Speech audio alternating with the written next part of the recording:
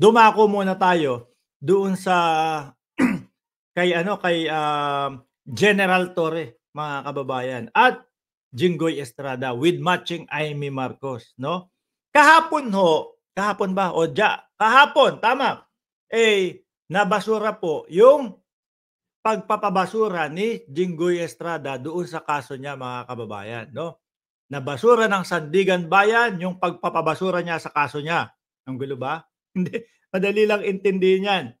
Nabasura, no, yung hiling ni Jinggoy Estrada na ibasura yung kanyang kaso. Ganun lang ho yan, mga bossing. Okay? Ngayon, kasi di ba doon sa Senate, niyayari nila si General Torre. Ngayon, mukhang mas malalim ang problema ni Jinggoy kesa kay General Torre. Mga kababayan, nakita ho natin ito. Balikan natin kung paano nila pinagtulungan si General Torre doon sa Senado. That I noticed in the video, no? Ang sabi ni PRRD, papasukin niyo yung anak ko. Abogada siya. Ayan. Yan po ang ating pag-uusapan sa gabing ito, mga kababayan. Kasi mukhang si General Torre yata ang huhuli din dito kay Jinggoy Estrada. Kung sakali na hindi umapila sa Supreme Court si Jinggoy. Panigurado yan, aapila ho yan, mga bossing, no? Sino ba namang engot ang hahayaan na lang na, ibinasura ng Sandigan Bayan? Dahil syempre, guilty. Kapag hindi umalma, hindi umapila si Jinggoy, ang gagawin yan. Susunod yan, warrant of arrest na. Syempre, sabi nga ni pangalan nun, Alan Peter Cayetano, si General Torre ang pinakamagaling humuli ngayon. Baka ma-assign to. No? Baka ma-assign si General Torre na umaresto kay Jinggoy. Pakinggan natin kung paano nila talaga pitpitin si General Torre pero hindi ho nagpatinag. One more thing that I noticed in the video, no? Ang sabi ni PRRD, papasukin niyo yung anak ko. Abogada siya. At ang sinabi mo, hindi ko siya papapasukin. Why not, General Torre? That is a decision. That is my call, sir. That is my... Nakita mo, talagang si General Torre, yun yung desisyon ko, yun yung call ko, na hindi papasukin ang vice-presidente. Rektahan niya sinasabi, walang turuan, kasi ganito po, kasi sabi po doon, kasi desisyon ko yan. No? Yan yung call ko, na hindi na papasukin si vice-presidente. Bakit ho, mga kababayan? My decision, considering that he had already been assisted by 3 lawyers all throughout that. May 3 lawyer na. Nandoon si Medjaldia, nandoon yung si, ano pangalan nung isa? 3 yun, di ba?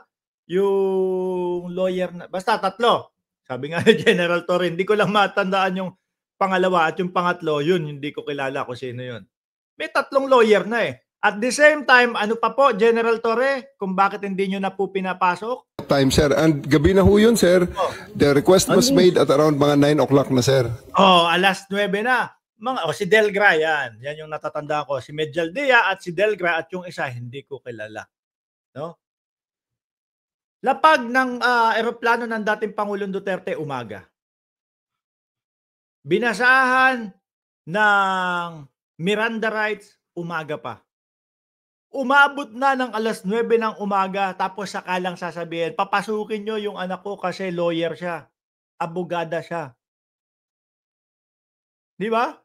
Mga kababayan? Sabi ni Tambay, Tambay, Moyo Ride. Anong 3? 2 lang lawyer dun. Sabi niya yun. Baka may pangatlo pa. Di ba? Si Medjaldia, yun yung natatandaan ko. Si Delgra, nandun. Baka may isa pa. Ang dami nila dun. Di ba, mga kababayan? Inabot na ng 12 oras, hindi sila nakikiusap nung umaga na papasukin. Tsaka walang pagmamadali ho yun.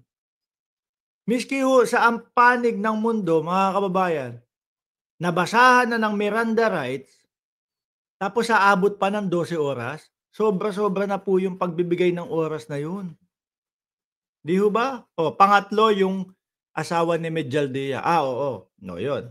11 hours after the first arrest. Tanggalin mo na yung titulo ni Inday Sara. kalimutan mo na siya na vice president siya. Pagpalagay natin hindi siya vice president. Sige. She is an immediate member of the family. Ayan, yung mga unang hanay. Di ba? Anak, kapatid, nanay, tatay. Yan. Immediate, basta meron sasabihin si Jinggoy dito eh. Nung kami po ay nakakulong. Nakakulong na kayo doon. Hindi, kailangan tapusin ko pala. Yung kayo ay nakakulong. Ang immediate members of the family, 24 hours. Nakakulong na kayo eh. Di ba? Kinabukasan, pwede ulit kayong balikan. Eto papasok pa lang. Dadalhin pa lang sa dahig. Gusto mo 24 hours na, ano yung puyatan? Di ba? Mga kababayan, alam na nila kung saan kayo pupuntahan. 24 oras, okay, sige, diyan kayo, walang problema. Pero eto, papunta pa lang eh. Di ba? Mga kababayan, papunta pa lang sa dahig. Umabot na ng 12 oras. Pwede bumisita sa amin, nakakulong kami. Ito hindi pa nakakulong. Anak ito. Bakit hindi niyo pinapasok? Maliban doon, is this not a violation of RA 7438? Ayan, si violation. Si Manang Aimee. Na simula, nung nagpa-hearing, ayan, bumaba yung kanyang kandidatura. Dahil alam ko naman, mga kababayan, na ang kanyang pakay dito sa hearing na to ay para po makuha ang boto ng mga DDS. No? Nagkaroon pa ng second day na pag-hearing, na pagpapatawag. Samantalang yung mga sinabi at mga tinanong lang din po doon sa second day, same lang ho mga kababayan nung first day. Sabi, wala, kita-kita na lang sa election. Parang tatakbo ka. Parang tatakbo kita-kita na lang tayo sa eleksyon. Para kang kandidato Kung sakali man na pumunta ka doon sa pagbobotohan mo, malamang kung makita kita. Di ba? Ang lalayo, ang daming tao doon. Para tatakbo Ibang klase. Wala boss, kita-kita na lang tayo sa eleksyon. Kayo na naman. Yan na naman yung nyo. Yan na naman yung yung mga banat nyo. Yung tipo bang kala nyo may bilang kayo? Diba? Boss, kita-kita na lang tayo sa eleksyon. Putik na yun. Kala mo siya yung tumatakbo, kala mo siya yung kandidato. Ibang klase ka! Boy! Mag-motorride ka na lang dyan. Nandito po ako sa Marilake. Nagra-ride. Ayoko na magsalita Bahala kayo dyan. Kita na lang tayo sa eleksyon, boss. Ano gagawin natin doon? Pagpunta mo doon, boboto ka. Pagpunta ko doon, boboto ako. Uwi na. Alam ka, magkita pa tayo doon. Kala mo, magkakamayan tayo. Kumpadre, good luck sa kandidatura mo. Ganun ba? Kinginan to. Kala mo kandidato? Kita-kita na lang tayo doon Huwag nga kami. Naknante na pa kayong mga amuyong kayo. Tuloy, Aimee. That requires that you guarantee access to an attorney. In addition to the immediate family, the president also said na yung anak niya, yung babae, abogado ko yun, papasukin nyo. Hindi pa ba sapat yung 3 abogado? At bakit hindi umpisa pa lang ipinatawag na agad? Kung yun talaga yung abogado. Beruin mo, Manang Aimee 12 oras na. Simula umaga pa lang arestuhan na. Birthday ni General Torre pa yun. Akala niya nga siguro. Pagka-aresto namin, mga 1 oras siguro sasama na, okay na. Dahil gano'n naman yung pag simpleng mamamayang Pilipino, gano'n kabilis. Diba? Pero pag dating Pangulong Duterte, 12 oras, matagal pa din. Diba? Pag dating Pangulong Duterte, 12 oras na, nilabag pa din ang karapatan ng dating Pangulo. pinapasok. Abogado yun Actually, sir, first... Paulit-ulit siya. May 3 abogado na nga. Bakit nung pagka-aresto pa lang o pagkabasa pa lang ng Miranda rights, hiniling na, tawagin ko muna yung abogado ko. Sa madaling salita, pinatatagal lang nila. No? Si Manang Aimee parang, ewan ko, parang hindi nakakaintindi. To answer the question of Senator Estrada, sir. I have told the president that they can visit him at his detention facility because at this time the order of the day is to load him into a plane. So that's what we. Yun lang. O, tapos kapag ka nandun na sa ICC, doon na sila makipag-usap about doon sa visiting. O, Mary Ann Condo, maraming salamat po sa inyong super sticker. Sabi ni Arvin Laurio, Boss Mark, ito ang twist. Bakit yung tao ni Sara nung na-contempt, halos makipagbardagulan siya? Yun nga Pero kay dating Pangulong Duterte, hindi naman siya nakapunta di ba? Wala naman yata siya dun. Endeavored to do, and that's what happened, sir. Ano niya bibisitahin yung tatay niya sa Netherlands? Hindi naman dito tinray Hindi naman dito kinasuhan sa ibang bansa. Kasalanan na yun. Kasalanan ng mga nagkaso. Kasalanan ng mga nagkaso kasi nung panahon ng kinakasuhan nila, yung kakasuhan nila, yung mismong nakaupo.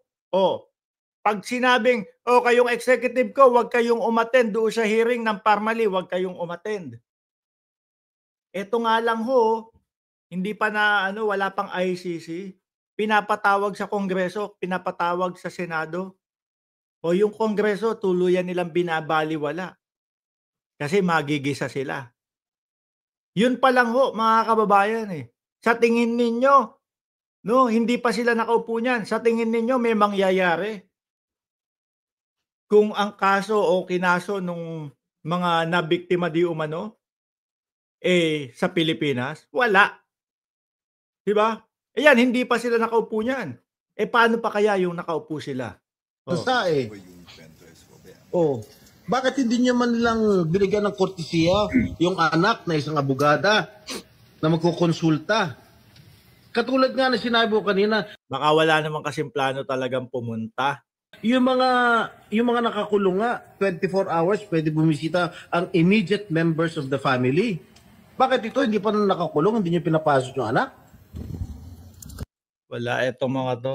Naku. Anyway, mas tingin ko mga kababayan, mas malaki ang problema naman ni Jinggoy ngayon, kaysa kay General Torre. Dahil si Jinggoy Estrada, merong kakaharapin pa din. O may kinakaharap o guilty siya doon. Guilty ba? Tama ba ako? Guilty?